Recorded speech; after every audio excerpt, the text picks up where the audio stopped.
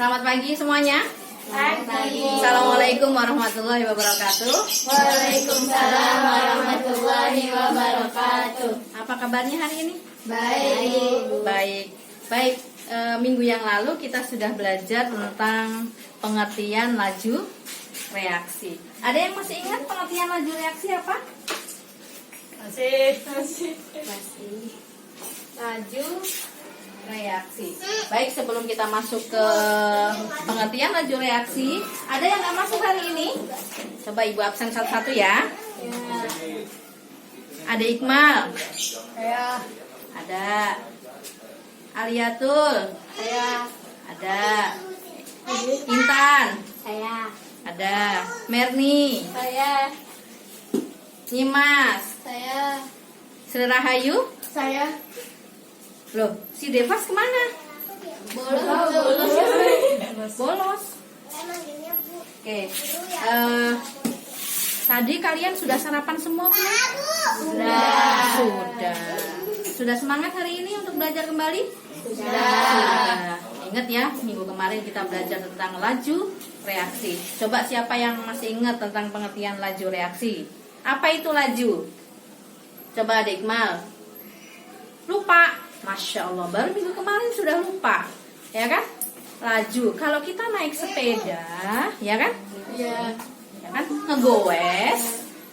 Ada yang cepat, ada yang lambat.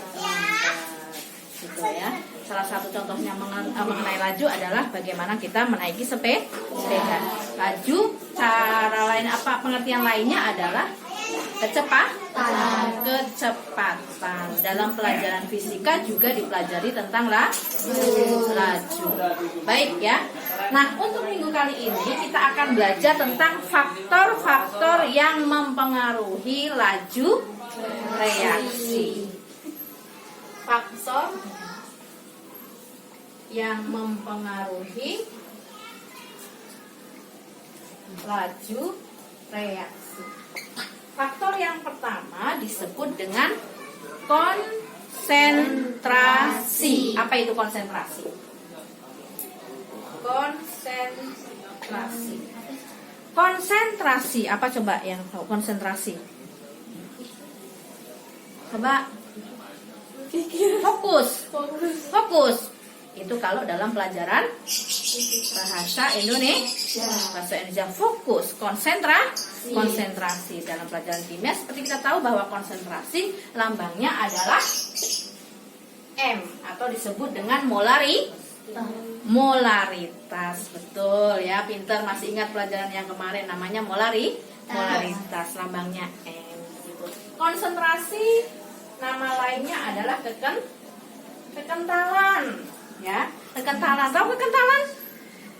Iya, contoh misalnya ada sirup sama air putih, kentalan mana? Sirup. Dengan air putih tentunya berbeda ya. Nah, ini salah satu yang mempengaruhi laju reaksi. Semakin kental berarti semakin mudah larut karena ada teori tumbukan. Minggu kemarin kita sudah belajar juga tentang teori Ketika kita banyak tumbukan maka akan terjadi reaksi. Coba kalau kamu misalnya cowok sama cewek sering ketemu, kira-kira jatuh cinta enggak? Bisa jadi ya, bisa enggak, bisa iya, karena ada tumbukan efektif, ada tumbukan tidak efektif. Kalau efektif itu sering ketemu, akhirnya jatuh cinta. Ini adalah contoh lain atau pengibaratan dari pelajaran tumbukan. Ada yang efektif, ada yang tidak efektif. Betul sekali ya, karena ada tumbukan. Jadi kalau konsentrasinya tinggi, otomatis dia mudah larut. Kemudian yang kedua adalah luas permukaan. Luas permukaan itu apa? Nih, misalnya ibu punya nih. Ya, ini apa ini? Gula apa? Gula pasir. Yang kedua, ini apa nih? Gula apa? Gula batu. Bentuknya sama enggak? Beda. Kalau seumpamanya nih, ibu berikan air, ya kan? Ibu beri air, dua-duanya jumlah airnya sama. apa namanya, aduk. Kita aduk. Kalau dihitung waktunya, kira-kira mana yang mudah larut? Gula pasir. Kenapa gula pasir? Lebih cepat? Karena apa coba? Permukaannya berbeda. Kenapa permukaannya bisa berbeda coba? Nah, kecil-kecil. Jadi permukaannya makin banyak. Jadi permukaannya semakin tumbukannya semakin banyak. Kalau gula pasir itu kan terjadi tumbukan antara gula dengan gula sendiri, ya kan? Saling bertumbukan. Kemudian gula dengan sendok, juga gula dengan gelas. Tapi kalau gula batu, karena dia permukaannya sedikit, maka luasnya juga sedikit. Jadi tumbukannya sedikit. Makanya dia tidak mudah larut. Itu namanya pengaruh luas permukaan. Yang ketiga adalah pengaruh suhu, ya kan?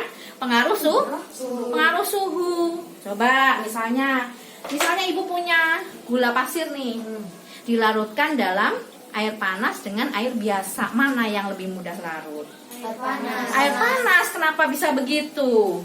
Nah, semakin tinggi energinya, energi aktivasinya semakin tinggi. Kalau kita panas, semakin tinggi suhunya, maka energi aktivasinya semakin tinggi, semakin mudah larut. Akhirnya seperti itu. Itu salah satu contoh dari suhu, faktor yang mempengaruhi laju reaksi berupa suhu. Jadi kalau suhunya naik, otomatis dia akan semakin cepat laju reaksi. Maka laju reaksinya juga semakin tinggi. Kemudian yang berikutnya adalah katalis. Katalis apa coba katalis? Pernah dengar nggak katalis? Enggak. Ya. Katalis itu adalah zat yang mempercepat reaksi. Zat yang mempercepat reaksi. Contoh misalnya, pernah nggak lihat ibu kalian masak daging? Pernah. Dikasih apa biar cepat empuk? Air juga. Apa coba? Pernah nggak lihat ibunya masak daging terus dimasukin sendok di adonan dagingnya? Siapa? Bapak masak? Pernah begitu? Iya, dimasukin sendok biasanya. Coba nanti nanya sama ibunya di rumah, apakah pernah masak daging pakai sendok? Sendok itu berupa apa coba? Zat apa namanya sendok? Logam, ya kan? Logam itu mempercepat panas, sehingganya si daging cepat bereaksi. Ada juga kadang dikasih parutan nanas, nanas, parutan nanas. Apa dibungkus daun apa? Dibungkus daun pepaya, betul. Jadi di daun pepaya itu ada zat yang dapat melunakkan daging. Itu yang disebut dengan katalis. Apa tadi katalis? Katalis adalah zat yang mempercepat laju reaksi. Jadi ada 4 faktor yang mempengaruhi laju reaksi. Yang pertama apa coba? Konsentrasi. Yang kedua, luas permukaan. Yang ketiga, suhu. Yang keempat, katalis. Jadi ada 4 yang mempengaruhi laju reaksi atau kecepatan dalam pelajaran reaksi kimia. Gitu. Sampai di sini ada pertanyaan. Diem, nggak ngerti, apa sudah paham? Insya Allah paham. Tadi ya, antara gula pasir dengan gula batu, ya kan? Gula yang dilarutkan dengan yang air panas dengan air biasa itu berbeda, tergantung dengan energi aktivasi. Kalau suhu, kalau seumpamanya luas permukaan tergantung dengan apa tadi? Konsentrasi, kemudian suhu. Luas permukaan itu tergantung energi aktivasi atau tumbukan. Semakin banyak tumbukannya, maka semakin mudah bereaksi. Ya kayak kamu tadi ibaratkan, ya kan, sering ketemu cowok apa cewek sering ketemu, ya kan. Kalau orang Jawa bilang Tresno jalaran seko kulino, ya kan. Cinta datang karena terbiasa sering ketemu, jadi mudah bereaksi atau mudah jatuh cinta. Ada juga yang sering ketemu, contoh misalnya tetanggaan, ketemu sama tetangga tapi nggak pernah jatuh cinta, ya kan? Karena energi teori tumbukannya tidak efektif. Kalau tumbukannya efektif, walaupun nun jauh di sana, itu akan berasa sangat dekat gitu. Sampai di sini ada pertanyaan? Nggak ada pertanyaan? Boleh, oke, baiklah. Untuk pertemuan selanjutnya kita masih akan mereview kembali tentang laju reaksi. Nanti akan Ibu berikan tugas buka halaman. Ada tukang roti lewat ya. Buka halaman sebentar, laju reaksi 182 bagian pilihan ganda nomor 1 sampai nomor 10. Pertemuan berikutnya di minggu yang akan datang nanti kita akan review kembali, akan Ibu cek.